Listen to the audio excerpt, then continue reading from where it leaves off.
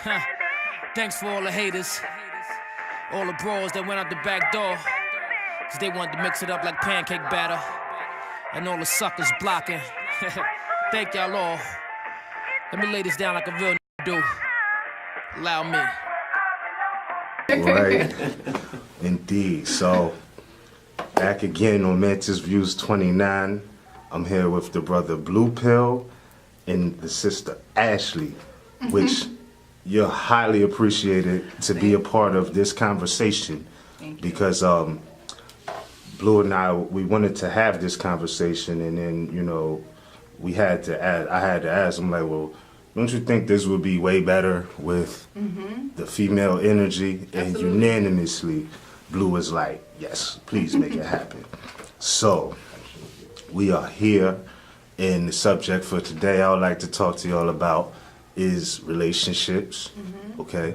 Dating, and that fine line of borders and boundaries within that. Now, I'm asking you, and this is, I know we can't say this is for every woman, but the objective is to give the youth men a certain standard as well on how to deal with the sisters, because I find that one of the problems, because we all here and we all have a nationality.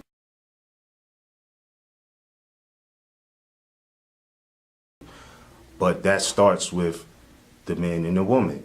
This is the source of all of that. Birthrights, the sisters, the women give birth. Okay, so the root of all of this starting out successful is between the male and the female, which is why I find this an important relationship. I mean, the important subject. Conversation, right? Yeah, conversation, because, you know, there needs to be an exhibition of the fact that, quote unquote, every woman is a woman, but all women are not the same. Example, you have the sisters who might not even give you a hug because they don't want you to touch them if you're not their man. Then you got other sisters who are on a... You might mess their foundation up. You might mess their foundation up. Right. Yeah, exactly. So, you know, now, what do you call that? You know, embracing and, you know what I'm saying, outward embracing and stuff of that nature. Yeah. You know, it becomes a hindrance.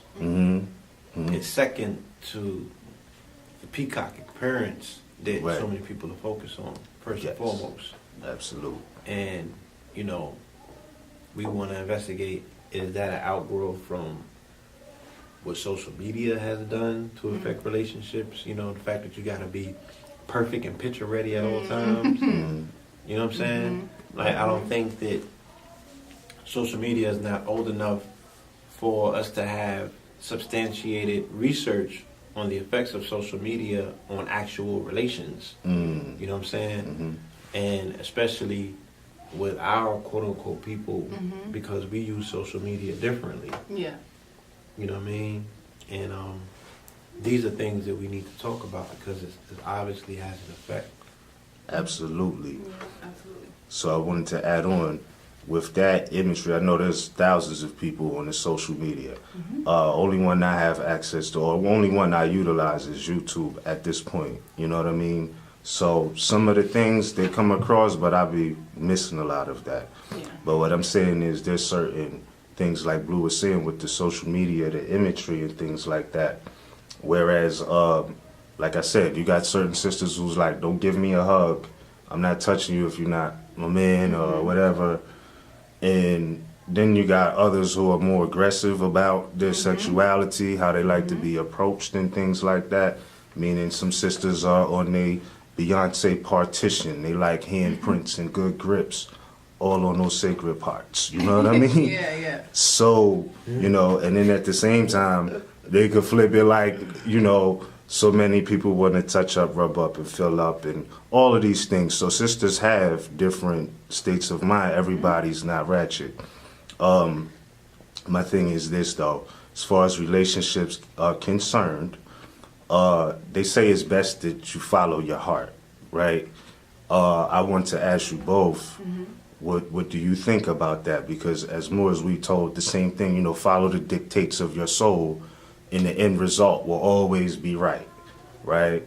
But sometimes that may or may not be true. I don't know if you had different experiences, because your heart could be saying one thing, but your brain telling you another, and you neglect the wisdom somewhere in between. Yeah.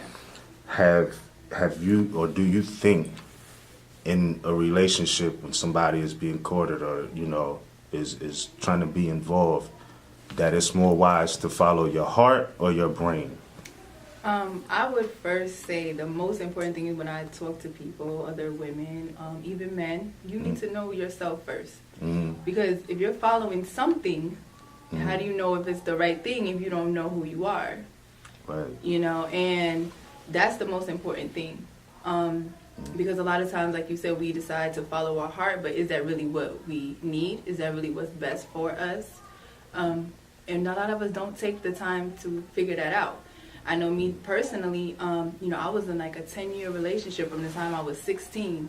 Wow. You know, I was married at 22, and I felt like that's what my heart wanted me to do. And once I started to gain more knowledge of myself, it's like, wait a minute, I have a lot that I need to do for me. And who is Ashley? You know, once that relationship ended, I had no clue who I was, and I didn't know what my heart wanted me to do, or my mind, because it had been almost hijacked, you know, by a man, being that I wanted to be what he wanted me to be, and I was happy with him. I didn't see a reason not to be with him. Right. So I went with my heart, so to speak, at the time. But when you get older, you know, and you finally actually realize there's more to life than just being somebody's wife or somebody's girlfriend, then your heart tells you something different. So I would say the most important thing for all women, young women, especially though I work with young women, and that's what I tell them when they come to me with advice. Even older women my age, I tell them, what do you need to do for you? Figure that out first. Right. And then what you need will come to you. You know, it's not about following anything. It's about being in your proper place, being in alignment, and those things will come to you naturally. Absolutely. So would you say that has to do with the law of attraction? You think the heart has magnetism? Of course, of course. Okay. Yeah. Okay. Of course. Yes. Scientists have found that the heart's magnetism is about 500 times stronger than an actual quote unquote with the mind is capable of. Right. You know, the heart, what we feel, is pretty much imprinting our outward universe with our signature. So what we need or want, quote unquote, is being determined more so by our heart that outweighs and outbeats the brain or the mind. In ancient Kemet, the heart is weighed. That's the brain. You would enter into the Hall of Mat to have your heart weighed in the weighing of the heart ceremony. In the papyrus of Ani, you see him and his wife Tutu walking towards the scales. Ani's heart, or his ib, is placed on the scales opposite Mat's feather of truth. The ancient Egyptians believed the heart to be the seat of human emotions, intellect, will, and morality, and one couldn't have an afterlife without it. So it was very important to pass this test and have the heart returned. In this scene, you see the god Anubis checking the scales, while the god Thoth records the process and outcome. Ani's Ba is the human-headed bird watching the weighing. Underneath are two birth goddesses and a male figure representing Ani's destiny. On the top of the scene, you see 12 gods and goddesses supervising that the process is fair and correct. In front of them is a table with offerings of food and incense. To the far right of the scene, behind Thoth, you see the demon Amit, who waits for the verdict. She is part crocodile, part lion, and part hippopotamus. In the weighing, if the heart was found to be heavier than the feather, it would be devoured by Amit, and the deceased would be doomed to eternal oblivion. Exactly. Right. You know what I'm saying? Yeah. So there's still an active argument about where the seat of the soul is. Right. Is it in the heart? Or is it the pineal? Is it in the brain? Or, you know, is the mystery about the connection between the two, the balance? Right. You know, I think that she said something very key. I could relate on a few levels. I had went through a very tumultuous relationship where I had to make life decisions on the spot. Right. And I felt thrown into a place that I've never been, and it was very uncomfortable. And I lost the guidance of my heart and my mind, my brain, quote unquote, because normally it's the big homie. You speaking to your higher self. You asking questions, and it's telling you to do this. And then when you do something that goes against what you're told, and then the shit steps back, and then you like, yo, you know what I mean? Yeah. You don't really feel because you numb, and you're not hearing because that voice is like, Yeah. you know what I mean? Now you're on your own. You see what it feels like? Right. So I've been in a situation like that to know that maybe both are an illusion, following your heart or your mind. It comes down to something that's other than that. Gotcha. And like she said, that is knowing self. And that's a trick bag. You know what I'm saying? That's a trick bag. Yeah, because it's like, go ahead. The self is not singular as well. Right. Duality. Not even that. Okay. Complex. It's Layers. you have an emotional self, you got a mental self, you have your physical self, you have your spiritual self. So there's all these different layers. So what self you talking about? Right. Because that voice that I be hearing, that's another self. That's not the soul self, quote unquote. Right. Yeah. You feel me? Yeah. So I had to, I had to get into a place where I had to make a decision based on me, not the outside interference. Right. And the outside interference still involved me in these other places, not even the quote-unquote outside world. So, when you get put in a predicament like that, and you be like, yo, this is real. You know what I'm saying? Like, life is real and decisions are real. And I see the results of a lot of bad decisions in this world, based on how people get into relationships and how they procreate. And then I can never, look at a child and say, but that's the result of a bad decision. Right. You feel me? We are trained to always look at it as blessings, but I'm seeing people that are not prepared to parent, and as a result, broken people are having broken children. Yeah. You know what I mean? And the world is categorically just a little bit more broken as a result of this lack of compatibility. People not waiting long enough. Right. And everybody's diving head in, and the results are somewhat catastrophic.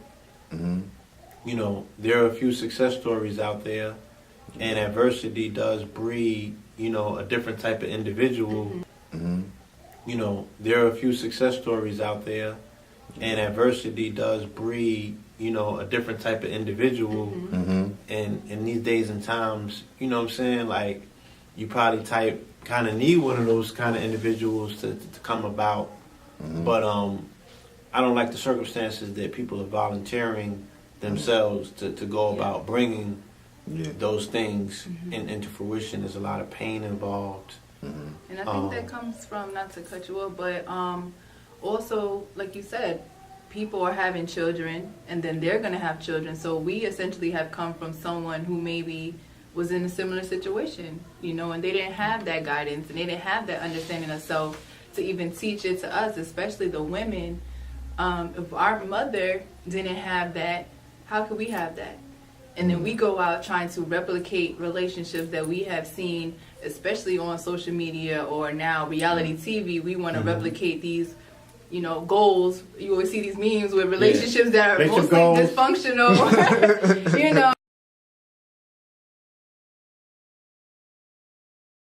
And it's like goals, but then it's like that's not even healthy. But a lot of times we are programmed with these from birth. But so we have Barbies, and we're playing with the Barbies, and they're fighting and beating each other up because that's what we see in our household or in the environment.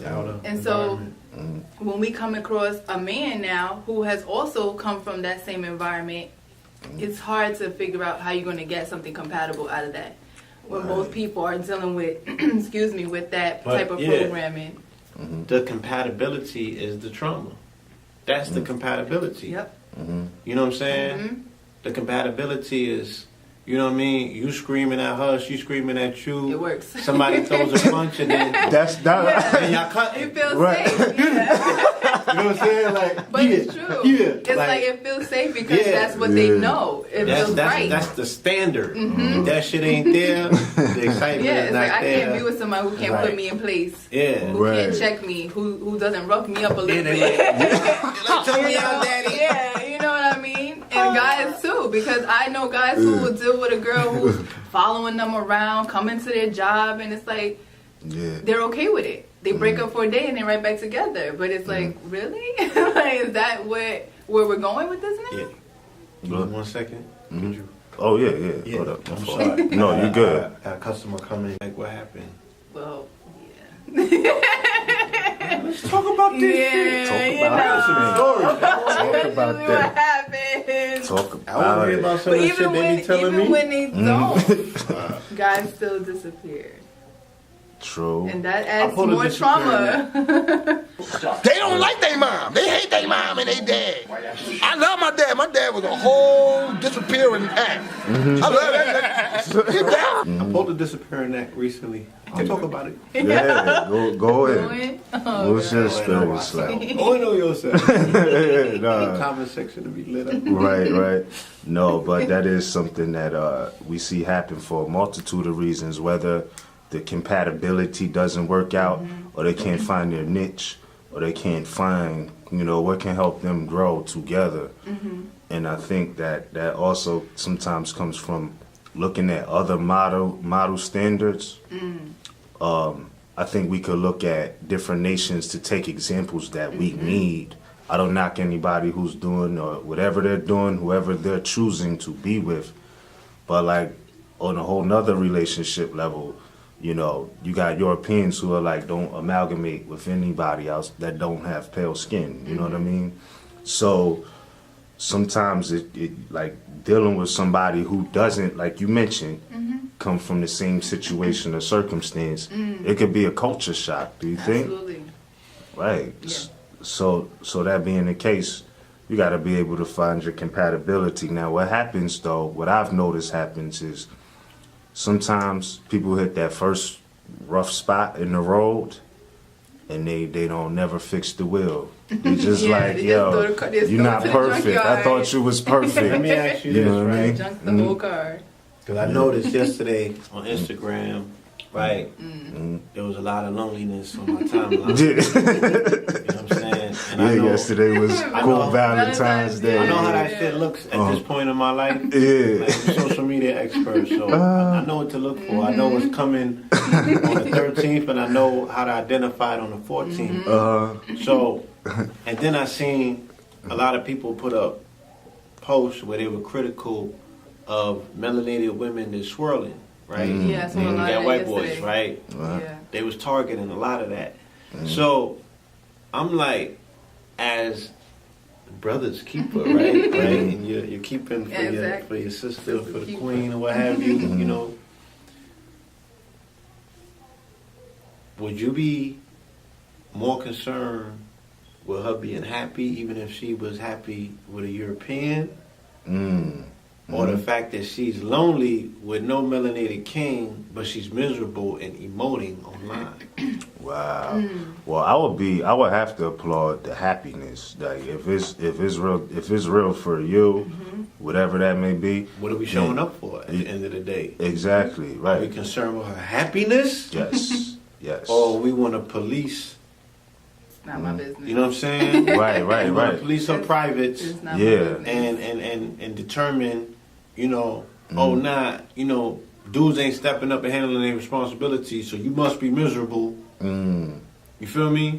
Versus the fact that every time you see her over here, she's smiling. Right. Now, Right. I'm not going to bat and advocating for that. I'm just saying. Yeah. I found it very interesting, and I wanted to, pose the question. I didn't get around to it. You know what I'm saying? At some point, I may, but I'm asking you today here on camera: is her happiness more important then your perception about how she goes about to achieve her happiness. Why would you want to do that? Because Don't you I love don't yourself? think I'm any different from you. You see. Yeah, we much different. I Let's mean, I face think it, man. society's You know- made us You know different. we're different. We're all together. Society's made us different. No, not society. God made us different. No, we're just human beings. He made all of us. We all listen. Bluebirds fly with bluebirds. Red birds want to be with red birds. Listen. Tell me when I'm wrong. Pigeons want to be with pigeons. But we Tell have me when I'm right. intelligence. Well, We have an we intellect. must. They Well, we don't should have. have. Right, they don't have intelligence, but yet No. they stay together. We should have more intelligence than them, right?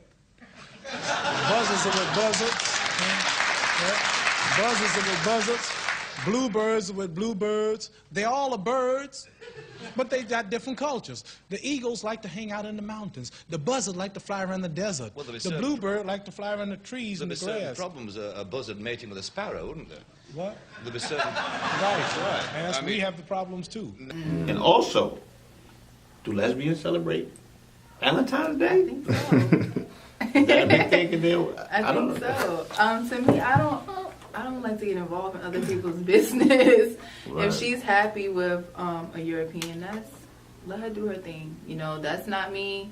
I have my own stuff to worry about. I say, if you're not being her and you're happy and you're safe where you're at, you know, live your life, do your thing. And you can't take no Chinese man and give him no Puerto Rican woman and holler about we're in love and you emotionally in love and physically, but really they're not happy because she's going to hear some Puerto Rican music, he's going to hear some Chinese music.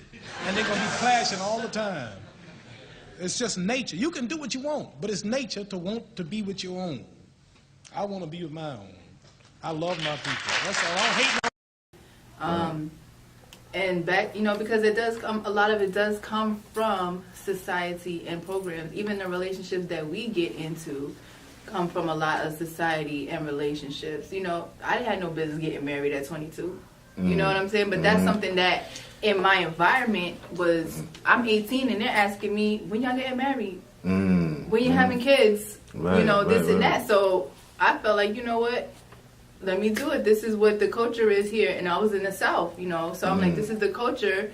You go to school, you go to college, you get married, you have a baby. And learning myself, I'm like, I may not really want that. So she may decide she's happy with the European.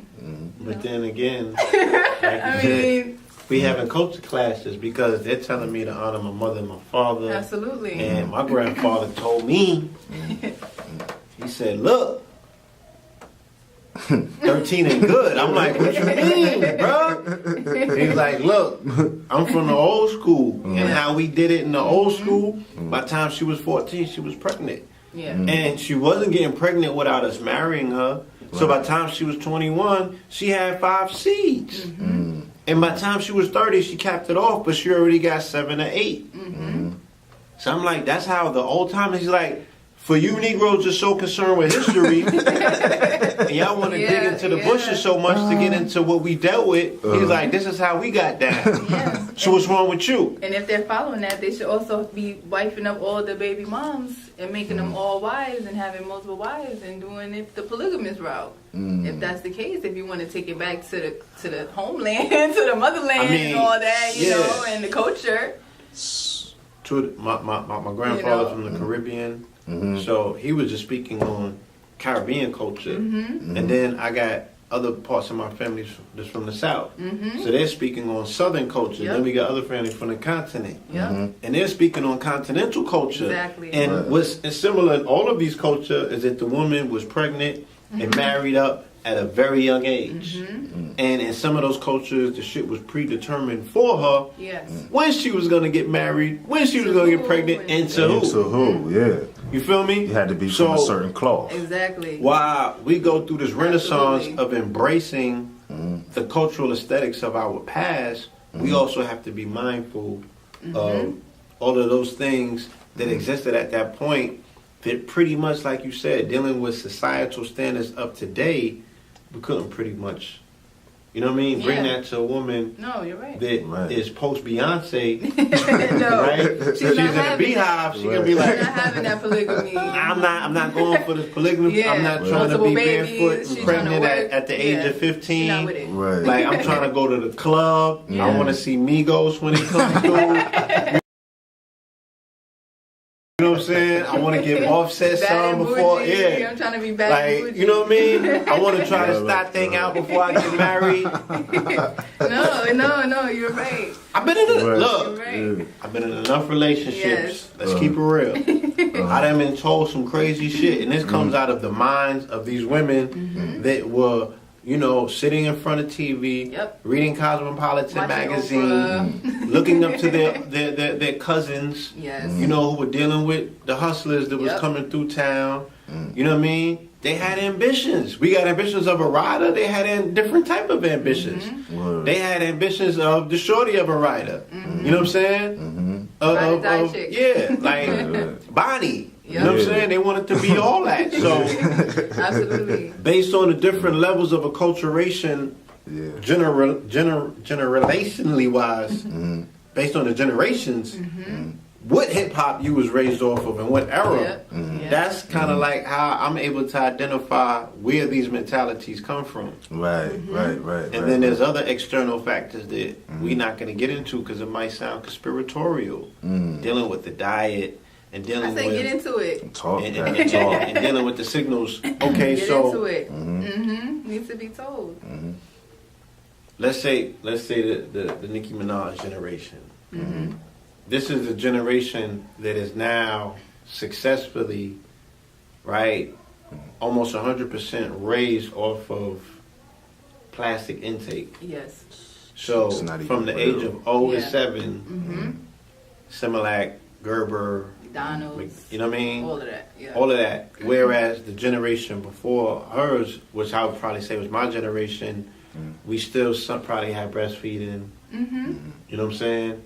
Some of them children still was going to the South, and the staple food wasn't Frosted Flakes. No, not at all. You know, you still have probably access. Real food was around, so corn on the real fields. vibratory frequency Yeah. was around. Saturday mornings, real music was being played in the house.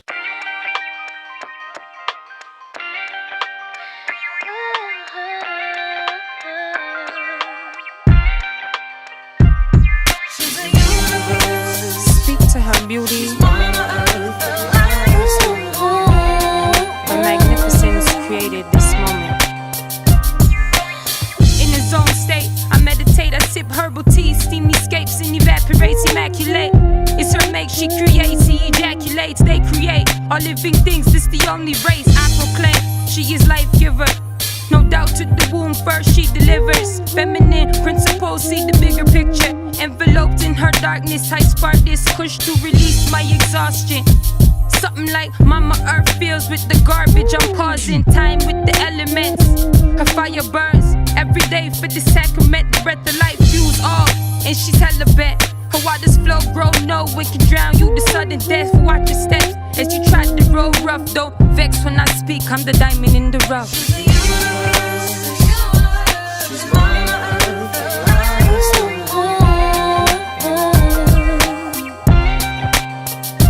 You might have been able to actually catch some live concerts in your lifetime. You probably seen, what's the brother's name? Beverly. Frankie Beverly. Frankie Beverly and all of them. Right. You know what I'm saying? Classic. Yeah. You probably still got that. You probably even seen Stevie in your lifetime once or twice. You know, you grew up off of the vibratory frequencies, and frequency is everything because that shit is changing the whole fiber of your DNA, your makeup, your response, what you respond to, how you respond to it. Grew up off of the vibratory frequencies, and frequency is everything because that shit is changing the whole fiber of your DNA, your makeup, your response, what you respond to, how you respond to it. But somebody who's an automat, who's just been raised off of plastic from the so from the years of 0 to 7, It's true. what you are, what you eat is what you are, and that's programming you because your entire cellular makeup can be retrofitted and re-terraformed based on your consumption. Plus the music vibration. Right. Now. Plus the music vibration. And Plus the triggering fact the that plastic. Right. It's already in the body. Yeah, your mom's was taking you to the Cleasy, right? Because she wanted to back that thing up. She was taking you to the club when you was in the bun. She was in the whip. All of that shit was being, not the edited version either. Everything was being blasted, bass pumping, and you came up. You know what I'm saying? Snoop Dogg was on Yeah. TV. Then it was Yeah. Lil Wayne and all of them. And nobody ever put no cut or none of that on it. You know what I'm saying? None of that. There was no cut. You know, 5-star bad bitch, all that. All of that was what you consumed through your ears. What you consume, you also consume through your eyes. So Yep. what you're looking on TV is consumption. Right. What you're hearing is consumption. What you're reading is consumption. What you're listening to is consumption. What you're eating is consumption. All of these things are going into the signals of who and what you will become. So when I said an Audemars, so when the ELF signals come, extremely low frequency, if they want to even auto-suggest to you that you should do something, they're not hitting the soul first. They're hitting the endoplasmic aspect of what these nanos are now building up inside of you. You got a whole nother you right inside of you based on the fact that you've been eating these plastic and these polymers for so long that when Nicki Minaj say, "Where my Barbie's at," the response is so immediate. All of these things are going into the signals of who and what you will become. So when I said an Audemars, so when the ELF signals come, extremely low frequency, if they want to even auto-suggest to you that you should do something, they're not hitting the soul first. They're hitting the endoplasmic aspect of what these nanos are now building up inside of you. You got a whole nother you right inside of you based on the fact that you've been eating these plastic and these polymers for so long that when Nicki Minaj say, "Where my Barbie's at," the response is so immediate because she's talking to people that can identify with plasticity. They can identify with plastic. Unnatural. So when women make a flow towards saying, "I'm not only eating plastic, I'm not only getting plastic put in my body, but I'm actually even putting plastic up in me." I was about to say. Yeah. You feel me? Yeah. It's not so far-fetched for me if I look at it scientifically to say how and why did this connect in the way that it did so quick overnight. Right. Because we're taking the temperature of these shorties. You know, this is who we're with. This is who we're growing up around. And the shit changed. Yeah, it did. It changed. And it changed rapidly. I would say, You know what I'm saying? 97, 98, 99. Yeah, I like think I was in I can even middle say, school. yeah, like when And Little that's Kim was when- telling you to take it in your buns.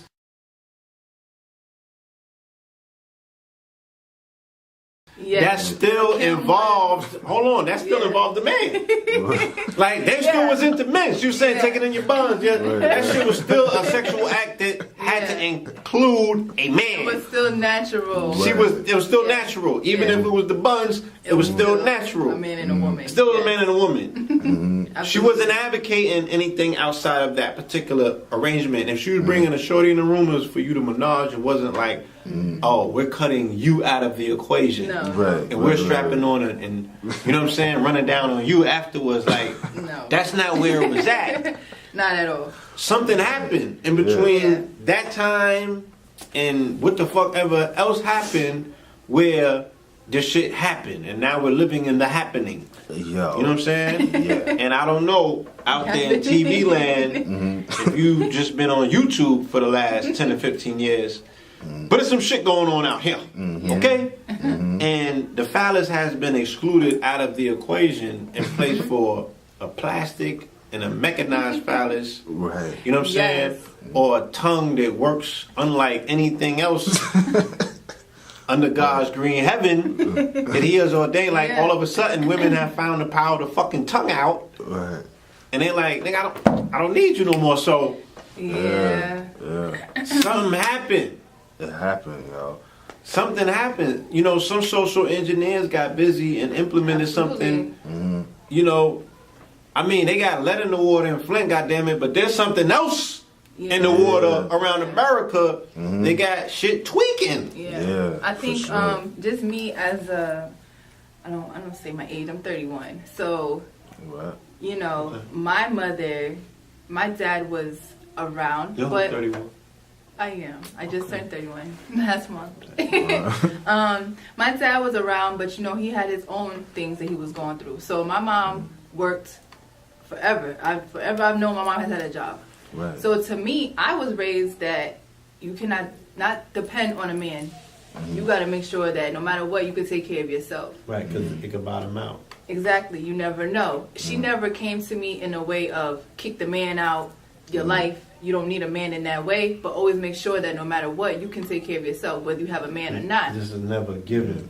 But it had escalated now to a whole nother level where we taking the independent woman to independent, I don't need a man at all.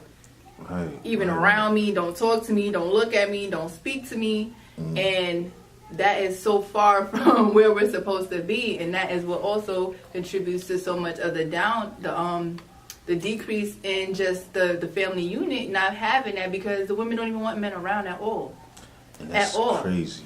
And, I know even personally, I've been in situations where I've been dating. And when I expressed that to a man, I know I had one experience of a man wanting me to move in with him. And I'm like, look, I just moved here. I want to make sure that I can take care of myself before I just jump into your apartment and you taking care of me. And I think he took that the wrong way of me wanting to be the man in a relationship and not understanding that that was how I was raised. And that for me, I think it's better if you have a woman who can take care of herself and you don't have to do all the work. We can take care of each other. Word. So that's also something else. As men, they have to let down their ego and not take that so personal.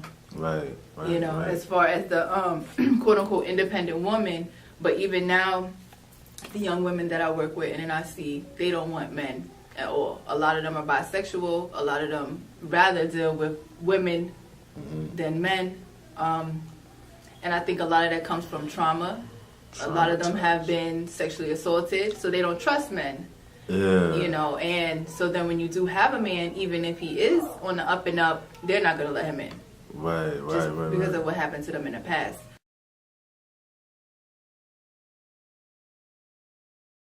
So I know I was speaking before when you were off camera, I was just saying that, we have to have more compassion for each other because we're all traumatized. Men are traumatized by women. I know plenty of men who have been done so dirty by women, all types of craziness. And the same with women have been done dirty by men. So we have to be able to look at each other. It's just a lot of dirt on both sides. Exactly. And like you saying, it's getting even worse and worse now with all the different programming that's out there, what they can find online, what they see on TV. There's no limit now. Right. There's no kind of filter. Yeah, there's no nothing. I've never participated in any online dating. Yeah. Meaning that I haven't participated in those apps or things that. Right. I've met women online, you know what I'm saying? But I'm not part of any online dating sites. Yeah. Right. But same way I was never part of party lines. Before online dating, it was party lines. Yep. Yeah. I done heard a lot of stories though. Yeah. Because I be around a lot of people, just part of those worlds. You know what I'm saying? These were the jump off lines when they was the party lines. Yep. Like dudes would get the call and next thing you know they go on to smash.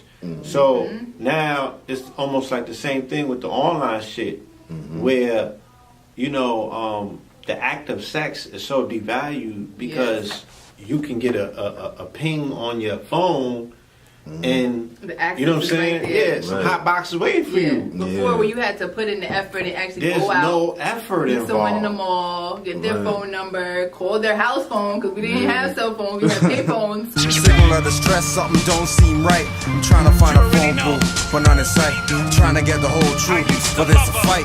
Drew Ali told you, but still despite, renew the old you. You'll be alright. You'll be alright. You'll be alright. Check it. Knew from the first that I met her. Thirsty in the worst way, wanted to get her. Open like a ladder, I'm open, not the stressor. No pressure, but I wanna lay her out like a stretcher. Knew she couldn't handle 16, so I hit her with 8 first to give her a taste first. Cat and mouse game, yeah, she gave up the chase first. I can't call past this particular time. Like, dudes had to be strategic. Like, I'm trying to find a phone booth, but none in sight. Can't risk this. Effort. Now You know it's what I'm just saying? like straight. You gotta hang up. Right. And then you have to call block it. Right, They'll call, moms will call back like, on the line. yeah, mom on the other line like, listen. Hang up that phone. Did you just tell her what you do? Like, it's it was like mad that. parameters. You had It to was be- mad parameters. Yeah, you had And to then be slick. somebody made a point as well to point out to me that based on the New York aspect, sex was a little bit more accessible and frequent because we have the best transit system in the country. So there was almost nowhere. Even though when I was growing up, you was risking your life with certain shorties, because if you're going into their neighborhood to go and see them, and you don't know the motherfucking the whole ballistics, like she dealing with the williest of the willy dude out there. He the craziest nigga on the block. You guys car parked outside the crib. There's dudes that been trying to get with her that she ain't giving no play in the neighborhood. And they find out that you is the preferred subject, and they want to clip you out of spite just because, or you know, you wearing your jewels to the hood.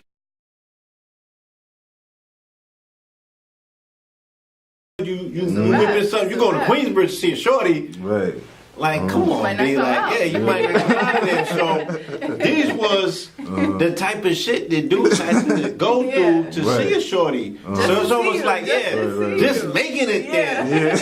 You like, no, I'm good. I made it through. I made it upstairs. I remember we used to go see shorties in Coney Island. You know what I'm saying? We have to creep through there at night, and when we get there, it's like, shorty, you know what's up? Like, just the stress level. Like alone, you I'm guaranteed something just for making it here.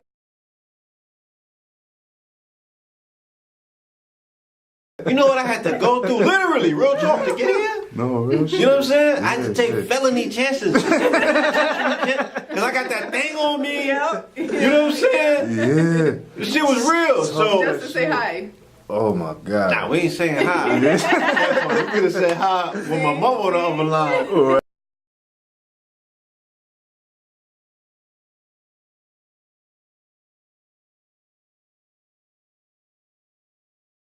Right. So it's the go down time. So all of that to say that, you know, in other places though, you know what I'm saying, it was a little bit more slowed down because you know, mom still gotta ride you everywhere, you know what I mean, until you come of age, and you know, you could jump out and take the whip and go and pop off and come back home like you ain't do nothing. You know, so there was these parameters that kind of like spoke to our civility. You know what I'm saying? As a it kept us in check. Yeah, it kept us in check. You know what I'm saying?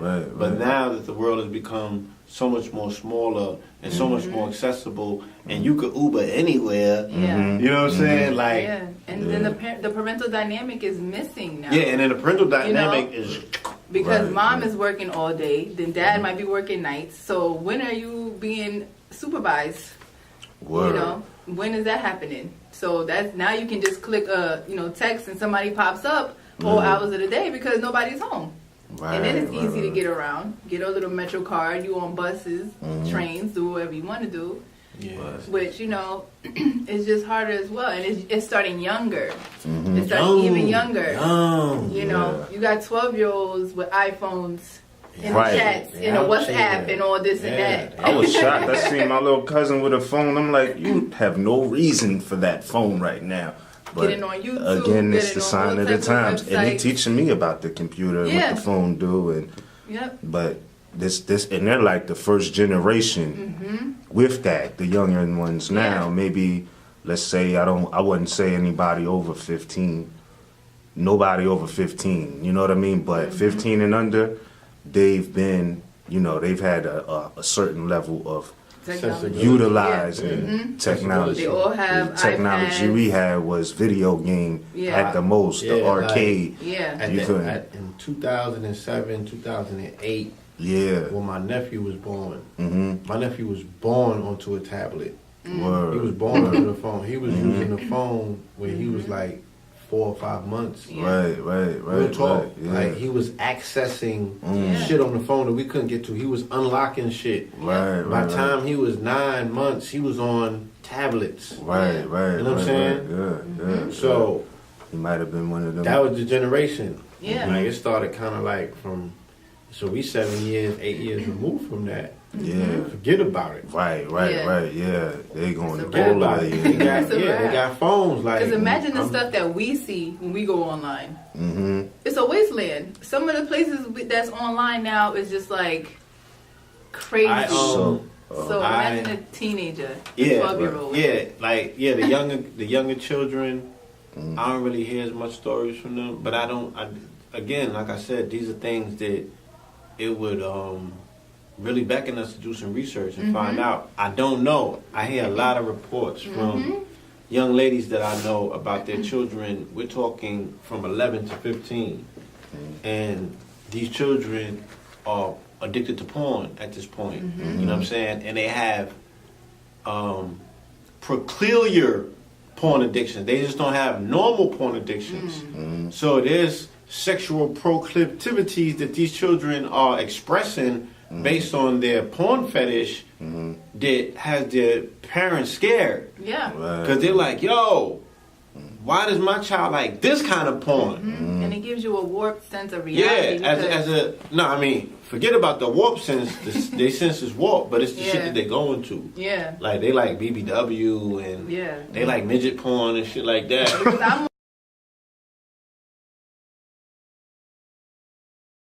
I'm more concerned of what happens now when you go to school.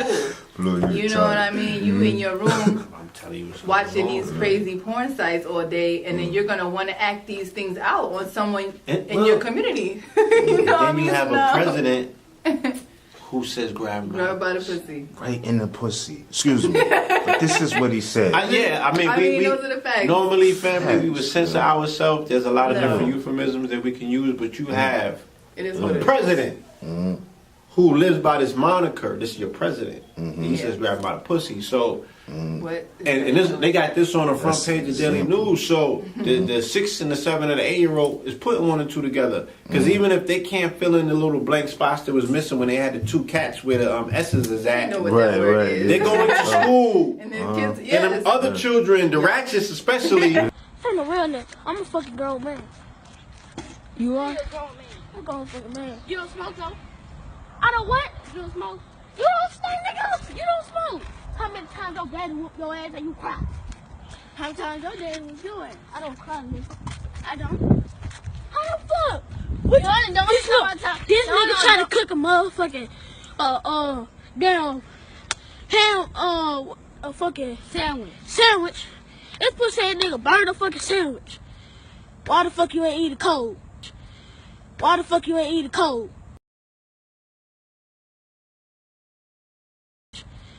Why the fuck you ain't eat it cold? The fuck wrong with you? Nigga can't eat a fucking sandwich cold. You feel me? I'm talking about and telling them, yo, you heard what Trump said? He said.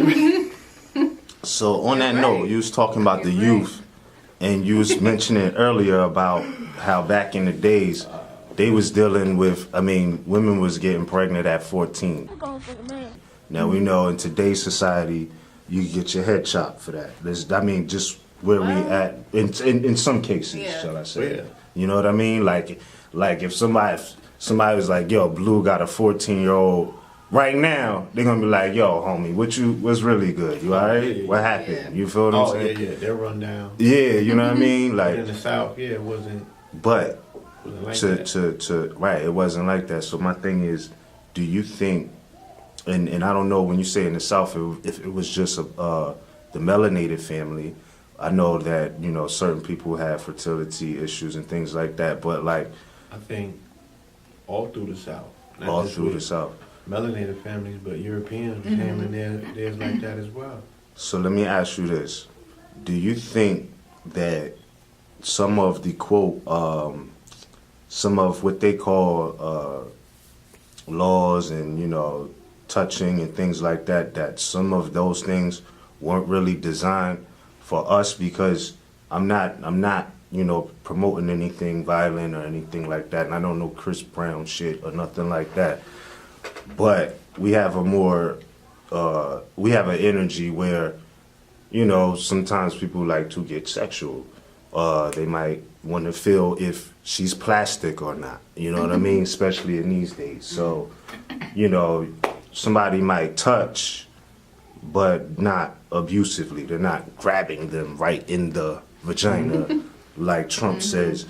Do you think it's a difference in between what they because you know somebody could be walking past you at work, rub your breast on accident, and they like, yo, do you want to press charges? You know what I'm saying? Yeah. And it might not even been nothing.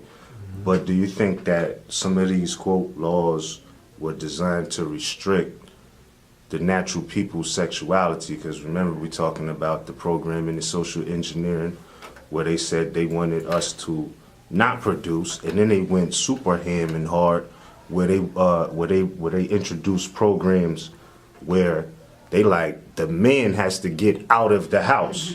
So there has always been a plot to divide us up. Speaking about what y'all was saying earlier, he has to go. You know what I mean? And we're gonna give you the cheese. You know what I mean? So there has always been this plot and this plan to break us up. What do you think about that? Do you think that came about as a result of integrating, or you know, a attempt to oppress sexuality or natural law, so to say?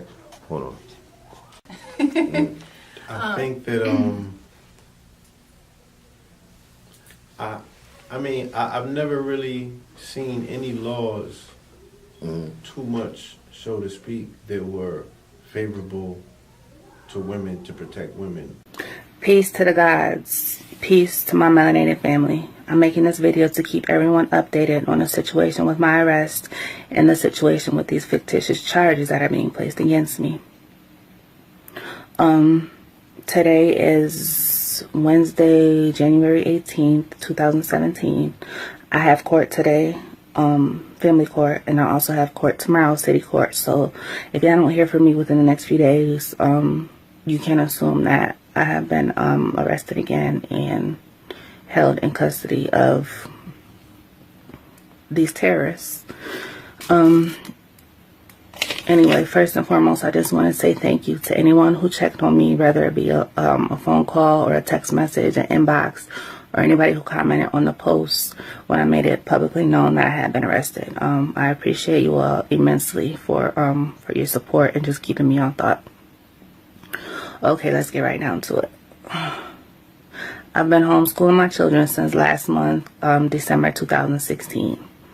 Anybody who's familiar with New York State law, for homeschooling, you know that you have to file a letter of intent to homeschool with City Hall, which I did. So you can see right here, this is a copy of it. December 5th, 2016. I went directly to City Hall and put these 2 letters of intent in and told them that I will be homeschooling my children from now on. And that is proper procedure. New York State is very simple, just like that. And then you have to follow up with an individualized education plan, which I also turned in to City Hall. So, not too long after I did this paperwork, I learned that my children's school had contacted Child Protective Services because my children had quote-unquote excessive absences from school. Well, how can they be absent from a school that I unenrolled them from? They're not enrolled in your school anymore, so they're not absent. So, long story short, I'm driving. This was last week, Friday, January 13th, Friday the 13th. So, I'm driving past my house and I see police cars and whatnot, some commotion outside of my home. So I'm like, okay, well, maybe it's for the people next door, maybe it's for the people downstairs because I live upstairs, or shit, maybe it's for me.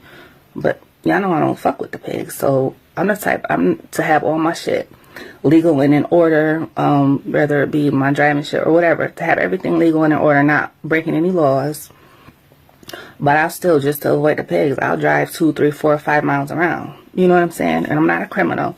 Let me put that on record. I've never been arrested in my life. I'm 30 years old, never ever been arrested. So, never been charged with anything, nothing of the sort. So anyways, they see me. Apparently, they know my face and they know my vehicle. They follow me. I'm driving, they follow me. So finally, I pull over. Of course, when I pull over, they pull over. They come to my vehicle. They snatch me out my car. They illegally impound my vehicle because my registration was good. My insurance was valid. So they illegally impound my vehicle. My vehicle's still in the impound, actually. They refused to tell me my charges. They refused to read me my rights. They arrested me, and they handed me this paper, this court summons. Well, first and foremost, they demanded to know where my children were because they wanted to remove the children from my custody. So they said, either you tell us where the children are because we're kidnapping your children, basically. So either let us kidnap your children or we're taking you to jail. So y'all already know how that went down. And any stuff that we've seen recently is not really rooted in the government's concern with women, right, per se. You know what I'm saying? My grandfather, also told me that the oldest war on this planet fought is the war against the woman.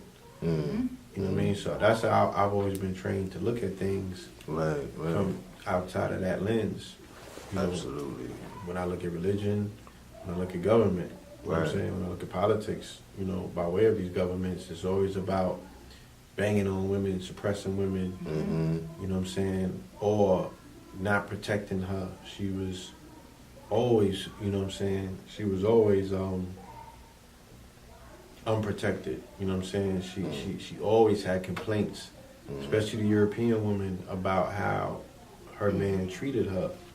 His animalistic nature, not only in cave dwelling times, we're talking about all the way up until their whole women's movement, to the feminist movement, women's suffrage, and all of that stuff. Yeah. That was the mothers and the sisters and the daughters of these European white men saying, these niggas is animalistic in how they get down. Right. You know what I'm saying? Our community, we like to glam things over and speak about black women as God or goddess or things of that nature. But, I mean, if you really look at it, you know what I'm saying? We really haven't done too much to protect our women. Right. You know what I'm saying? She's really food in this country. She's the booty of war.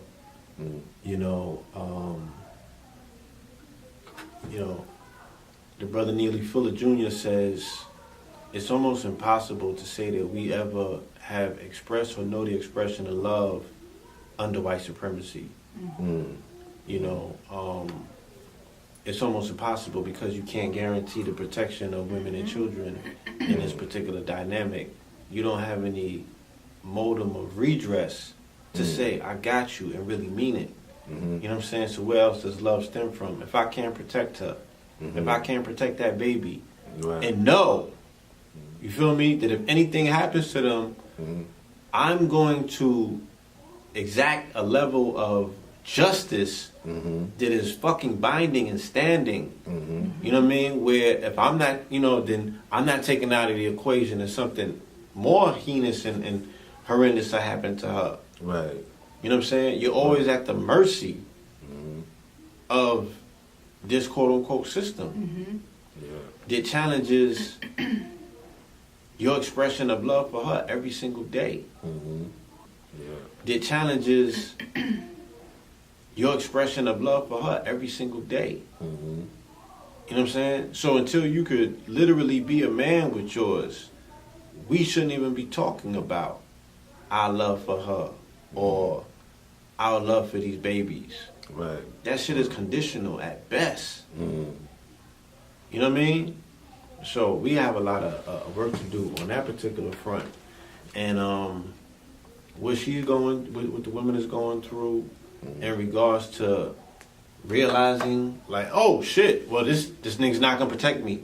I'm gonna have to start protecting myself. So she becoming more masculine as a result. This is 10, 15 years out. This is all post 9/11 stuff that we are really bearing witness to. You know what I'm saying?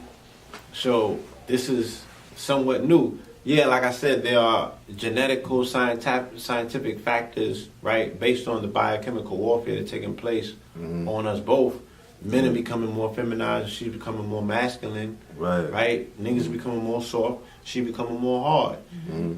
This is stuff that we can say this is not older than 10 or 15 years. It's relatively new. This is a dynamic that we are just living with to say, yo, especially in the numbers that we're seeing it, to say this is not an anomaly. This is the shift. You know what I'm saying? This is the way things are going. So the continuation of the conversation about her, about us, is this is a modern day conversation. This is not old.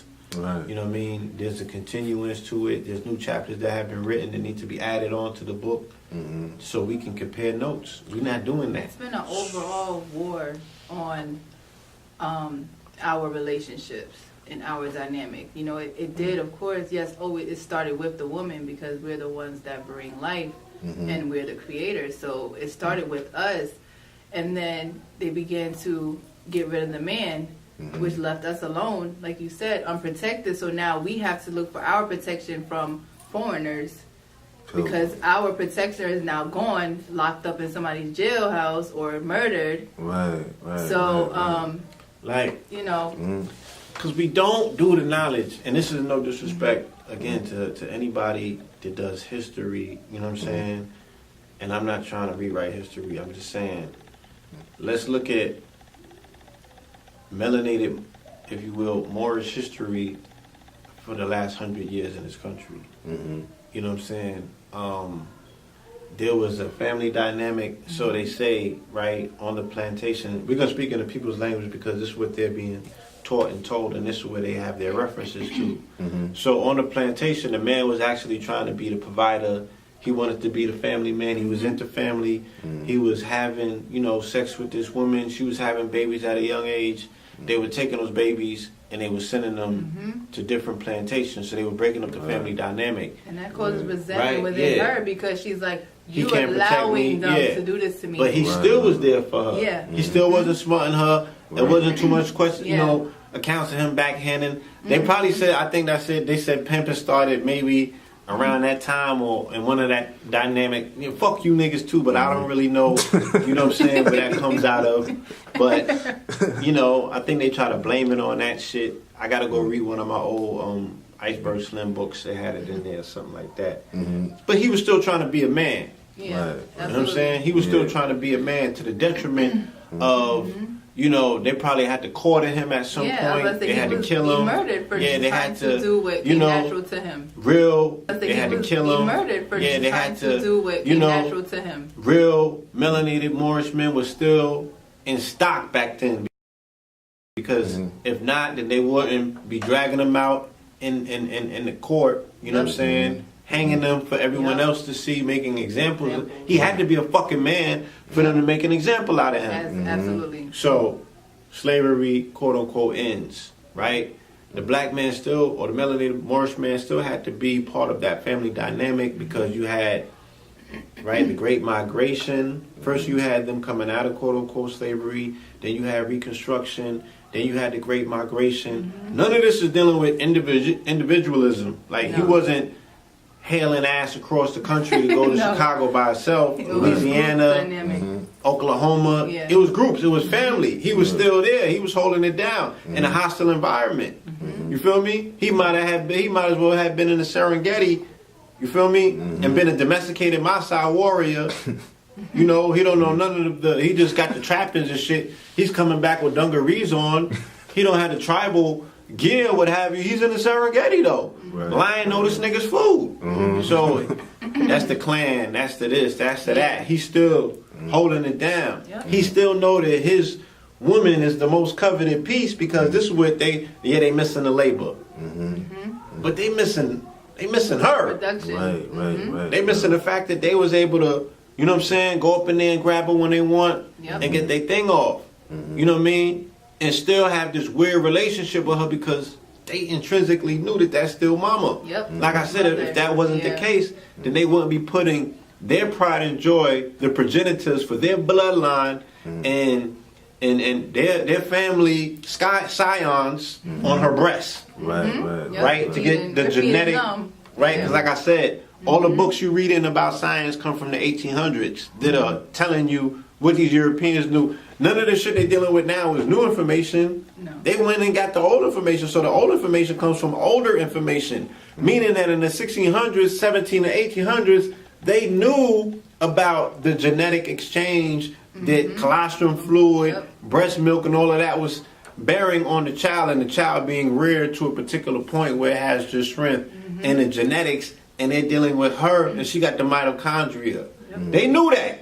Right. So them scientists knowing that, giving you all of the falseness afterwards with eugenics, but them scientifically knowing what they knew, then you gotta understand, they had to have a relationship with her to allow her to rear the baby, not through raising him like they doing in Park Slope and shit, pushing carriages. No, we're talking breast milk. Okay, we're talking colostrum fluid, formulating his brain, giving the calcium and the nutrients for his bone, creating his whole structure, his being. His blueprint. She was responsible for that. That's what they trusted her with. Okay? And then they needed the booty as well. So he had to defend against that. And defend her honor. Under some real shit. Not the shit you niggas is dealing with right now. Okay? You gotta hold it down from the gentrifier? Like, what's the task that's so bearing on you where you bouncing every fucking chance you get and leaving her to fend for self? You know how many fucking women I know out here that's holding the fuck... Like, they need to replace the image of Atlas holding the fucking world up with a Moorish woman.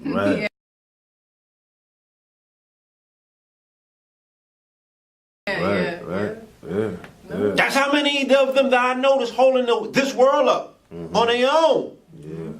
2, 3 C's with jobs. They got fucking papers to speak of. You know, they went to school and made shit happen. And they got disposable income on the side. And this nigga's nowhere to be found. I don't know where the fuck he's at.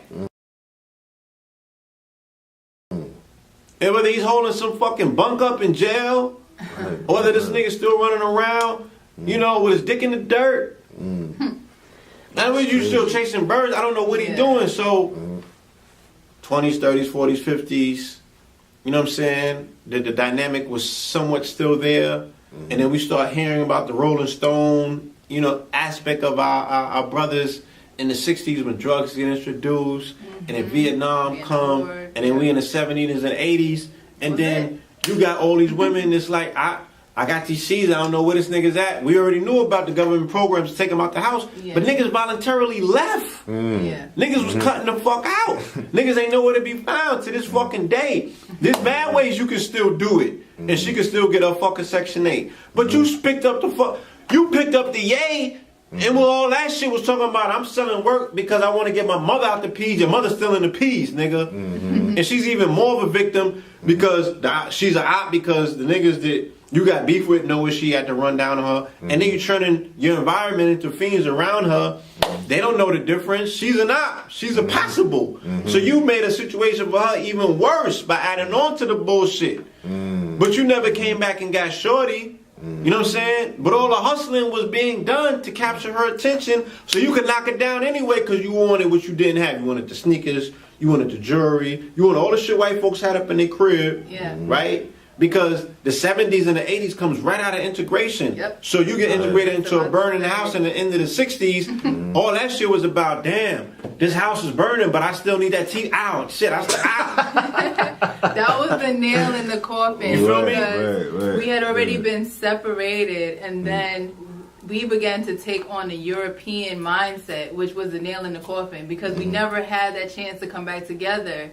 Because now the woman is in the workplace, and the man is now hustling to get what the European man has, and now she's seeing him, now the European man, as a more legitimate provider. She like, and my so man now, is taking penitentiary chances for shit that he's doing on the 9 to 5. You doing a 9 to 5 and you ain't even stressing. You signing, at the stroke of a pen. Making moves. Yeah, you got making credit. things happen. You know what I'm saying? And that's where I think that's where the nail in the coffin really just sealed it for us coming back together. So, because yeah. once we were able to look away from ours and say, well, this person has, now we have resentment and anger towards ours because we're like, wait a minute, why you got to do all of that and all he got to do is just show up. Right, just show up. You know, we're not understanding the trauma again and the psychology again of our counterpart. Absolutely. And that's what when we first started the conversation, we got to have that conversation more openly because we don't know why y'all do what y'all do sometimes. We're like, the whole MIA disappearing act, we're like, well, what is that? You know? We don't even know. Well, see? Well, there you go. But then that makes us say, you know what? I'm done with our melanated men because these ones stick around. So I'm going to go talk to him. Yeah, and you know what? I can't vouch for it because I don't have that situation. I don't have any children. But a lot of men are not emotionally aware. They're not emotional. They don't want to talk about things. Yeah. And even if the woman is more conscious and she's like, you know what? Well, let me help you understand what's going on with you. They don't want to talk about it. They don't want to hear it. They got to go make money. They got this and that to do. And there, once again, is another slap in the face, another breakdown. So it has to be a team effort, you know, because we hear the men saying, well, women, y'all are angry, y'all just mad about everything. And we're like, yeah, we're a little bit mad about some things. It's more of a frustration because we do care, you know, and we love our brothers, but y'all have to be willing to work with us and let that guard down and say, yes, I'm hurt. Like, I'm mad that I can't go get a job and buy you whatever you need. And I'm mad that I can't support whatever other children I may have had before I met you. And I'm mad that I go to work and I got this European yelling in my face, you know, telling me what to do. Like, I'm a man too. You know, and that's the same way what happened in slavery. You got your man, you see him working hard, but here come the slave master whipping him. And what can he do? Right. What can he do? You know, and if you're not self-aware and understanding, that slave would have turned away from her male slave counterpart.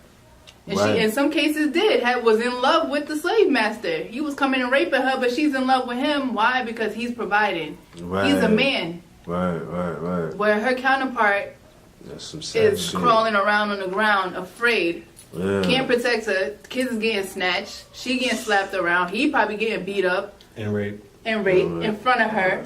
And now that's builds resentment. And it's the same program, just a different time with different players. So now you got the police coming in the house, slapping up the husband, slapping up the boyfriend, slapping up the girlfriend. And what is he doing? He's getting locked. He's in handcuffs. You know what I'm saying? But it's true. He's in handcuffs while she getting beat up and molested by the police officers. And what is he doing to help her? Wasn't that in a movie? What was that? I heard about it. We know it. It's Monster Ball. No. The one who plays Blade, Wesley Snipes. The older movie. Yes. And she was getting touched up by the cop, and he was just standing there letting it happen. Even though it was a mixed relationship. Yeah, I know what I'm on a call. Yeah, and they were filling her up, and she was just like, it was a different movie, Crash. That was the Crash. That's what it was, Crash. Yeah. When he sat there and he couldn't do anything while he was, her girl was getting filled up. I want you to stand on your right foot, touch your nose with the index finger of your left hand.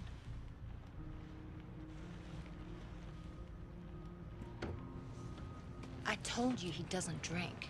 Ma'am, I'm only going to tell you one time to stay in the vehicle. Man. Honey, I'm okay. I got this. Don't you man me. Who the hell do you think you're talking to? Look, officer, my wife has had a couple drinks. All right, both of you turn around, put your hands on top of your head and interlock your fingers. No, wait a minute. We're only a block away from our house. Hands on your head, interlock your fingers. That's hands not on even your head, necessary. interlock your fingers. Look, I'm a television director. Wait, me and my wife are just coming home from an award show. Calm down. Calm down. There's nothing wrong. Put your hands on top of your head, ma'am. Will you just do what he says? Fuck you. Put your hands on top of your head, ma'am. Filthy fucking hands off me. Stop fucking pig. Just stop talking. That's quite a mouth you have. Of course you know that. Fuck you. That's what this is all about, isn't it? You thought you saw a white woman blowing a black man that just drove your little cracker ass crazy. Will you just shut your fucking mouth? I listen to your husband, ma'am. Put your leg open. Now, do you have any guns or knives or anything I might get stuck with? I'm wearing a cocktail dress. What do you think? Be surprised some of the places I found weapons. He's clean. What do you think we should do about this, Mr. Thayer? My partner and I just witnessed your wife performing fellatio on you while you were operating a motor vehicle. That's reckless endangerment, which, incidentally, is a felony. And we can charge your wife here with lewd conduct and performing a sexual act in public. And you say you're a block from home. Now, we could use our discretion and let you go with a warning, or we can cuff you and put you in the back of the car. What do you think we should do, sir?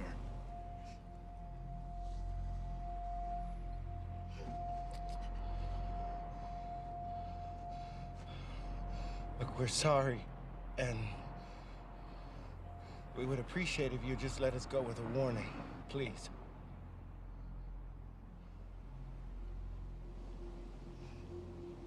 Man's apologizing, Tommy. I think we can let him go. Don't you? Yeah. Witnessed it in our community with Brother Polite. Oh, yeah. They was assaulting him and, you know, doing something weird to his lady. You know, and he couldn't do the nothing. same program. It's the same program. They have not changed. As powerful as the brothers come across, as much information as they have. No. You know what I'm saying? Yeah. You can surround yourself with things and put yourself on par with the European, but when he decides to violate, when he decides to, you have to be ready to die. To break you down, Point blank. you know what I'm saying? You gotta be willing to die for you have to be willing to die. We're gonna show this. Fuck that. They gonna have to kill me. If you don't get out when a tow truck driver gets here, you'll be placed under arrest, okay? Okay. Placed under arrest, okay? Okay.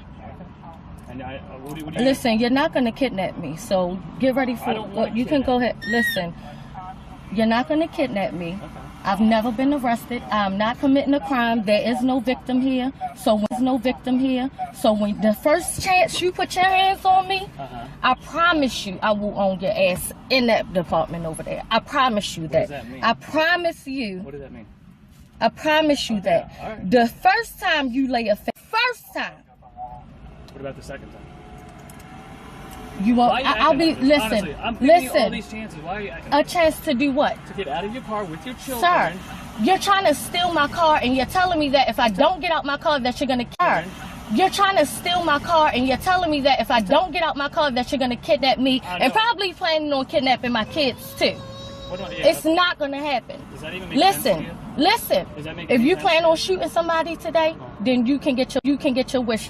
When you put your hands on me, I promise you, you will have to murder me. You will have to murder me. So go ahead and get ready to do that. You will have to kill me. Because that's what else? I mean, what else? Exactly. Where else is there? What else is left intact? Once that shit is taken because you out know that's the MO already. Is to get you to come out of yourself so that they can lay hands on you, lay the taser on you, lay the heat on you. So if your woman is getting molested by the police officers or whomever, if you're not ready to die for your woman, it's gonna cause a problem if she's not understanding, because she's gonna have that resentment like, you didn't protect me. You sat there and watched these people put their hands on me. How important is security to women? Great question. I would say that's on the top of the list. Has to be. Indeed. You know, because nowadays you need. First of all, me personally, I'm not gonna be with somebody that I feel cannot protect me. Right. You know, first of all, I feel like I said before, I was already raised to be able to take care of myself. But if I'm with a man, I feel like that's part of your duty. Otherwise, I would be by myself. Right. You know, if you can't bring those things to the table, why am I wasting my time? Right. So on that note, let's say you out with a brother. He's on his duty. He's protecting you. He's telling you, you know, he's walking a certain way. You're like, oh, we about to walk past the crowd. He takes your outside shoulder, so you ain't got to brush shoulders like with nobody. Was you even raised to Sit know over that the a man's inside, supposed to yes. What the fuck is be going and on not out to here? sit. He should sit in the other inside, so he's not sitting with his back to the door. Right, Because right, he needs to right. watch what's going on. Absolutely. And honestly, if a guy I'm with and he doesn't do that automatically, I'm not gonna say I look at him different. But You look at him different. I look at goddammit. him a little different because I wonder. I'm like, okay, well, now I have to watch you because You missed the basics.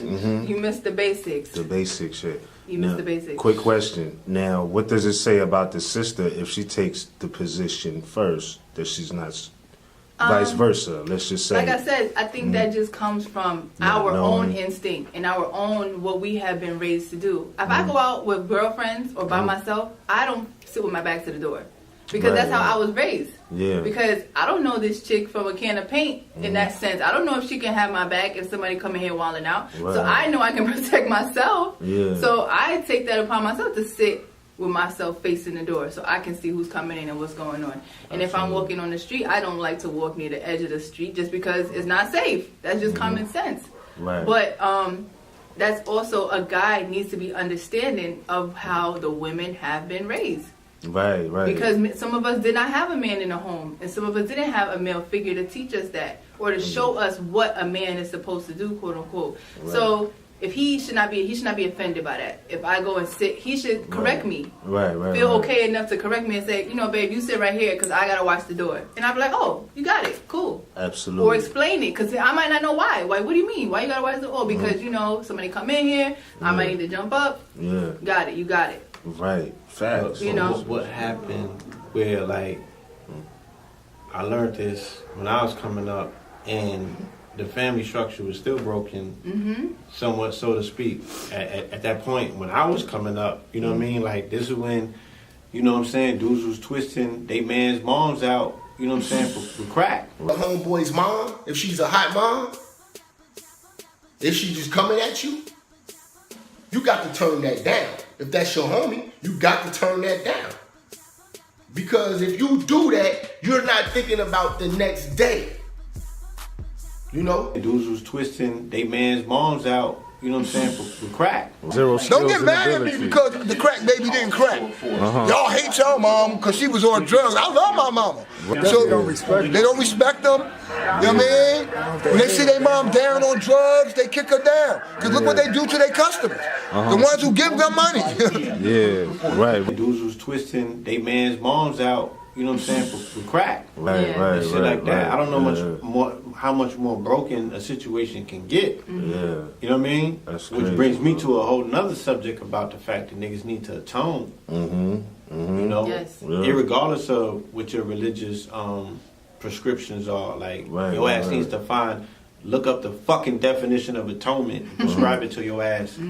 And whatever fucking flag you wave, you feel me? Because we need to atone for some of those sins. We need some collectively limits. as a community. Yeah, I like, was gonna say, as a even if I ain't community. sell crack, goddamn it, the fact that I ain't cut your fucking head off, That you knew somebody and I would do. knew about it, I need to Exactly. atone. Absolutely. Right, right, right. Because you should have got sent up. Right, Yeah. real talk. All right? Real talk. The fact that I even spend time with you, knowing that this is what you do, Right, I should right. atone for that shit. So, Yeah. like, what happened where, like, the dudes, even if they could say, I was raised by women, well, women didn't teach you that?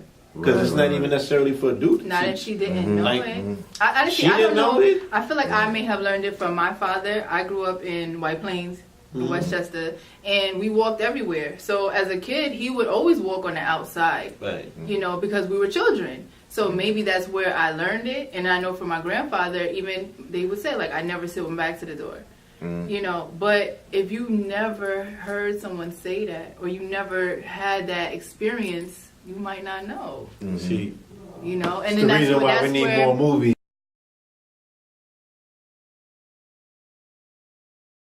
Like, and that's where the Yes. man comes in Pill. because we're each other's teacher. You Yo, know, I got some ill shit. and you have to teach us because some of us don't know. So we're out going to eat, and I try to take the seat, you know, facing the door. Correct me. Yeah. You know, don't be afraid to say, "Yo, move," Right, because right. this is X, Y, and Z.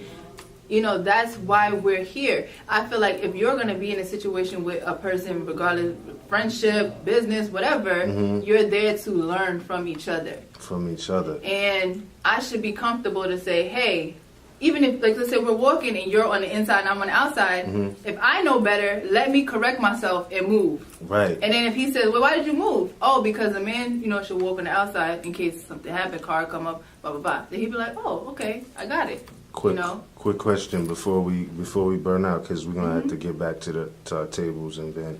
Cool. But this was a great conversation. But back to the etiquette, real quick. Okay. We walk in. Yes. We dating, right? Or let's say I've known you for a year. We coming up on a year today. Like we on that date. You know what I'm saying? and we're walking.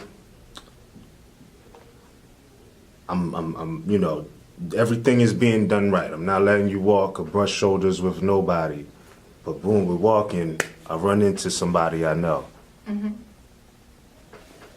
You keep it moving. And we in a building where it's mad people, right? You keep it moving. Dudes roll up on you like you some type of prostitute now. Right? After you departed from me. No, it's real talk. No. After you departed. Gotta be all that. I'm telling you, it's real shit. Right? Now, right, you're being degraded. People are... Do you think the error... Yeah, they trying to get at you now. Now I'm feeling some type of way because I'm like, where you at? And you know what I mean? Do you think that it would have been your error for losing the step, or would it be mine for, you know what I mean? My first instinct when you were asking the question was to say, why did I walk away? Yeah, right. You're my man. I'm not gonna really go into looking for a bathroom. Yeah, but I would hope that I would say, hey babe, I'm gonna run to the restroom real quick. Right. And then that way you at least know what direction I'm heading in should something happen. Absolutely. Because I'm not here to be, on your back like a backpack. You want to talk to your friend, you do your thing. But I think it's just common courtesy, even if just as a group of friends, to say, hey, this is where I'm going in case I don't come back.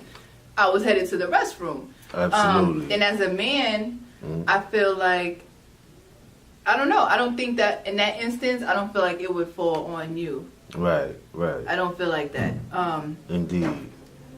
We're walking. Okay. We're together.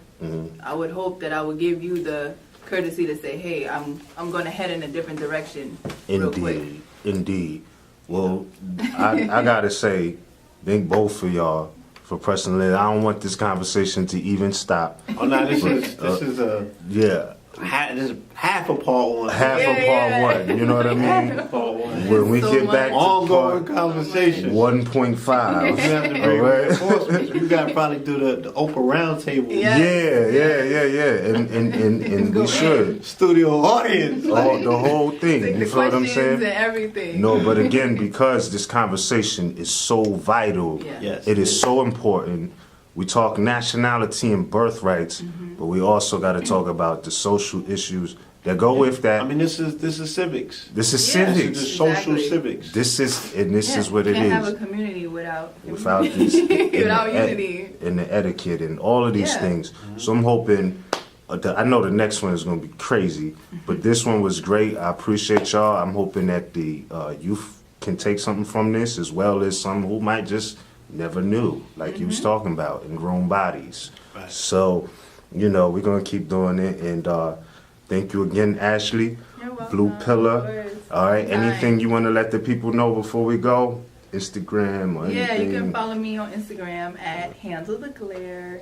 Right. That's me, the glare. There it is, the light beam. Yes. Blue Pillar 44 on IG. All right. ShastaMedicine.com.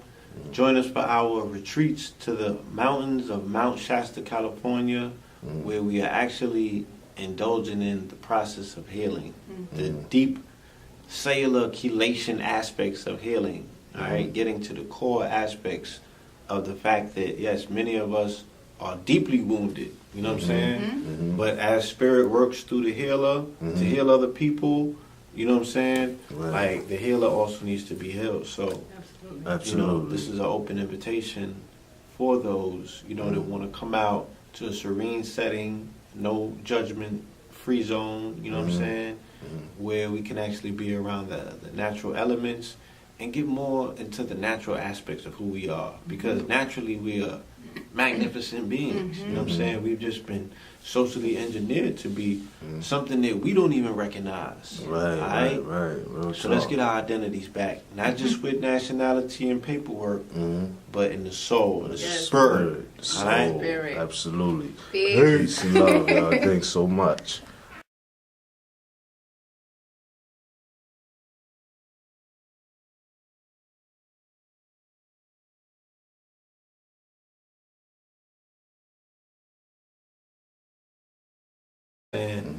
And especially with our quote unquote people, because we use social media differently. Yeah. You know what I mean? And these are things that we need to talk about because it obviously has an effect. Absolutely. Yeah, absolutely. So I wanted to add on with that imagery. I know there's thousands of people on the social media.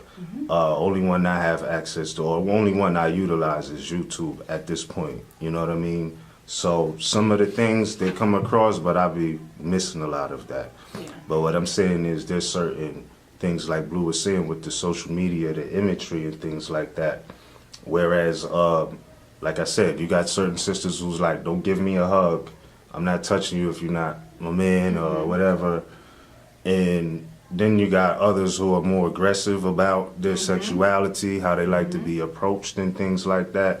Meaning some sisters are on a Beyonce partition. They like handprints and good grips all on those sacred parts. You know what I mean? Yeah. So, you know, and then at the same time, they could flip it like, you know, so many people want to touch up, rub up, and fill up, and all of these things. So sisters have different states of mind. Everybody's not ratchet. My thing is this, though. As far as relationships are concerned, they say it's best that you follow your heart, right? I want to ask you both, what do you think about that? Because as more as we told the same thing, you know, follow the dictates of your soul, and the end result will always be right, right? But sometimes that may or may not be true. I don't know if you had different experiences, because your heart could be saying one thing, but your brain telling you another, and you neglect the wisdom somewhere in between. Yeah. Have you, or do you think in a relationship when somebody is being courted or, you know, is trying to be involved, that it's more wise to follow your heart or your brain? I would first say the most important thing is when I talk to people, other women, even men, you need to know yourself first. Because if you're following something, how do you know if it's the right thing if you don't know who you are? Right. You know, and that's the most important thing. Because a lot of times, like you said, we decide to follow our heart, but is that really what we need? Is that really what's best for us? And a lot of us don't take the time to figure that out. I know me personally, you know, I was in like a 10-year relationship from the time I was 16. Wow. You know, I was married at 22, and I felt like that's what my heart wanted me to do. And once I started to gain more knowledge of myself, it's like, wait a minute, I have a lot that I need to do for me. And who is Ashley? You know, once that relationship ended, I had no clue who I was, and I didn't know what my heart wanted me to do, or my mind, because it had been almost hijacked, you know, by a man, being that I wanted to be what he wanted me to be, and I was happy with him. I didn't see a reason not to be with him. Right. So I went with my heart, so to speak, at the time. But when you get older, you know, and you finally, but also, like you said, people are having children, and then they're going to have children. So we essentially have come from someone who maybe was in a similar situation, you know, and they didn't have that guidance, and they didn't have that understanding of self to even teach it to us, especially the women. If our mother didn't have that, how could we have that? And then we go out trying to replicate relationships that we have seen, especially on social media or now reality TV. We want to replicate these, you know, goals. You always see these memes with relationships that are mostly dysfunctional, you know. And it's like goals, but then it's like that's not even healthy. But a lot of times we are programmed with these from birth. But so we have Barbies, and we're playing with the Barbies, and they're fighting and beating each other up because that's what we see in our household or in the environment. And so when we come across a man now who has also come from that same environment, it's hard to figure out how you're going to get something compatible out of that. When both people are dealing with, with that type of programming. The compatibility is the trauma. That's the compatibility. Yep. You know what I'm saying? The compatibility is, you know what I mean? You screaming at her, she screaming at you. It works. Somebody throws a punch and then and y'all cut. It feels safe. Yeah. You know what I'm saying? Like, but it's true. It's like it feels safe because that's what they know. It feels right. That's the standard. If that shit ain't there, the excitement is not like I there. can't be with somebody who can't put me in place. Yeah. Who can't check me, who doesn't rough me up a little bit. Tell me out, daddy. Yeah, you know what I mean? And guys too, because I know guys who will deal with a girl who's following them around, coming to their job, and it's like they're okay with it. They break up for a day and then right back together. But it's like, really? Like, is that where we're going with this now? Yeah. Give me 1 second. Could you? Oh, yeah. Hold up. I'm sorry. No, you're good. A customer coming. Like, what happened? Well, let's talk about this shit. Talk about what happened. Talk about I want to hear about some of the shit they be telling me. Even when they don't, guys still disappear. True. And that adds more trauma. They don't like their mom. They hate their mom and their dad. I love my dad. My dad was a whole disappearing act. I love that. I pulled a disappearing act recently. Can talk about it? Yeah, go ahead. What's your experience like? Oh, know yourself. Nah. Comment section to be lit up. Right. No, but that is something that we see happen for a multitude of reasons, whether the compatibility doesn't work out, or they can't find their niche, or they can't find, what can help them grow together. And I think that also sometimes comes from looking at other model standards. I think we could look at different nations to take examples that we need. I don't knock anybody who's doing or whatever they're doing, whoever they're choosing to be with. But actually realize there's more to life than just being somebody's wife or somebody's girlfriend. Then your heart tells you something different. So I would say the most important thing for all women, young women, especially though I work with young women, and that's what I tell them when they come to me with advice. Even older women my age, I tell them, what do you need to do for you? Figure that out first. Right. And then what you need will come to you. It's not about following anything. It's about being in your proper place, being in alignment, and those things will come to you naturally. Absolutely. So would you say that has to do with the law of attraction? You think the heart has magnetism? Of course. Okay. Yeah. Okay. Of course. Yes. Scientists have found that the heart's magnetism is about 500 times stronger than an actual quote unquote with the mind is capable of. Right. The heart, what we feel, is pretty much imprinting our outward universe with our signature. So what we need or want, quote unquote, is being determined more so by our heart that outweighs and outbeats the brain or the mind. In ancient Kemet, the heart is weighed. That's the brain. You would enter into the Hall of Mat to have your heart weighed in the weighing of the heart ceremony. In the papyrus of Ani, you see him and his wife Tutu walking towards the scales. Ani's heart, or his ib, is placed on the scales opposite Mat's feather of truth. The ancient Egyptians believed the heart to be the seat of human emotions, intellect, will, and morality, and one couldn't have an afterlife without it. So it was very important to pass this test and have the heart returned. In this scene, you see the god Anubis checking the scales, while the god Thoth records the process and outcome. Ani's Ba is the human-headed bird watching the weighing. Underneath are two birth goddesses and a male figure representing Ani's destiny. On the top of the scene, you see 12 gods and goddesses supervising that the process is fair and correct. In front of them is a table with offerings of food and incense. To the far right of the scene, behind Thoth, you see the demon Amit, who waits for the verdict. She is part crocodile, part lion, and part hippopotamus. In the weighing, if the heart was found to be heavier than the feather, it would be devoured by Amit, and the deceased would be doomed to eternal oblivion. Exactly. Right, You know what I'm saying? Yeah. So there's still an active argument about where the seat of the soul is. Right. Is it in the heart? Or is it the pineal? Is it in the brain? Or, you know, is the mystery about the connection between the two, the balance? Right. You know, I think that she said something very key. I could relate on a few levels. I went through a very tumultuous relationship where I had to make life decisions on the spot. And I felt thrown into a place that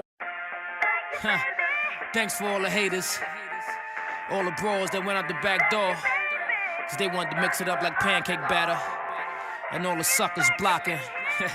Thank y'all all. Let me lay this down like a real do. Allow me. Right.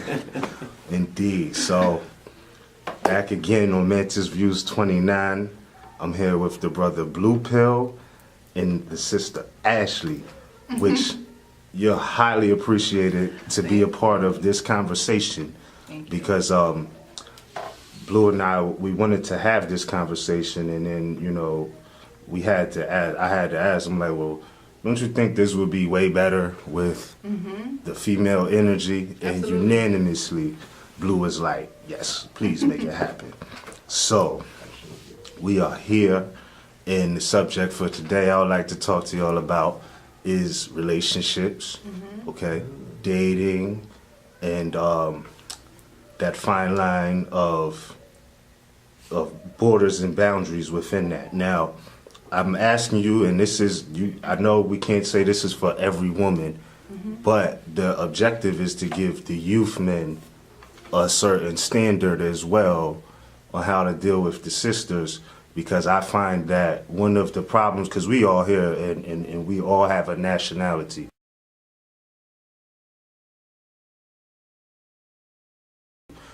But that starts with the man and the woman. This is the source of all of that. Birthrights, the sisters, the women give birth. Okay, so the root of all of this starting out successful is between the male and the female, which is why I find this an important relationship. I mean, the important subject. Right? Yeah, conversation, because, you know, there needs to be an exhibition of the fact that, quote unquote, every woman is a woman, but all women are not the same. Example, you have the sisters who might not even give you a hug because they don't want you to touch them if you're not their man. Then you got other sisters who are on a... You might mess their foundation up. You might mess their foundation up. Right. Yeah, exactly. So, you know, now, what do you call that? You know, embracing and, you know what I'm saying, outward embracing and stuff of that nature. Yeah. You know, it becomes a hindrance.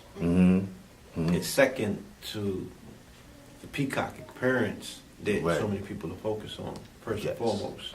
Absolutely. And, you know, we want to investigate, is that an outgrowth from what social media has done to affect relationships? You know, the fact that you got to be perfect and picture ready at all times. You know what I'm saying? Like, I don't think that social media is not old enough for us to have substantiated research on the effects of social media on actual relations. You know what I'm saying? I've never been, and it was very uncomfortable. And I lost the guidance of my heart and my mind, my brain, quote unquote, because, you know, normally it's the big homie. You're speaking to your higher self, you're asking questions, and it's telling you to do this. And then when you do something that goes against what you're told, and then the shit steps back, and then you like, yo, you know what I mean? Yeah. You don't really feel because you numb, and you're not hearing because that voice is like, yeah. You know what I mean? Now you're on your own. You see what it feels like? Right. So I've been in a situation like that to know that maybe both are an illusion, following your heart or your mind. It comes down to something that's other than that. Gotcha. And like she said, that is knowing self. And that's a trick bag. You know what I'm saying? That's a trick bag. Yeah, because it's like, go ahead. The self is not singular as well. Right. Duality. Not even that. Okay. Complex. It's layers. You know, Layers. you have an emotional self, you got a mental self, you have your physical self, you have your spiritual self. So there's all these different layers. So what self you talking about? Right. Because that voice that I be hearing, that's another self. That's not the soul self, quote unquote. Right. You feel me? Yeah. So I had to, you know, I had to get into a place where I had to make a decision based on me, not the outside interference. Right. And the outside interference still involved me in these other places, not even the quote unquote outside world. So, you know, when you get put in a predicament like that, and you be like, yo, this is real. You know what I'm saying? Like, life is real and decisions are real. And I see the results of a lot of bad decisions in this world, you know, based on how people get into relationships and how they procreate. And then I can never, you know what I'm saying, look at a child and say, but that's the result of a bad decision. Right. You feel me? We are trained to always look at it as blessings, you know, but I'm seeing people that are not prepared to parent, you know what I'm saying, and as a result, you know, broken people are having broken children. Yeah. You know what I mean? And the world is categorically just a little bit more broken as a result of this lack of compatibility. You know, people not waiting long enough. Right. You know, and everybody's diving head in, and the results are somewhat catastrophic.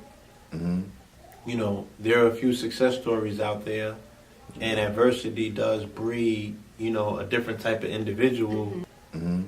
You know, there are a few success stories out there, and adversity does breed, you know, a different type of individual.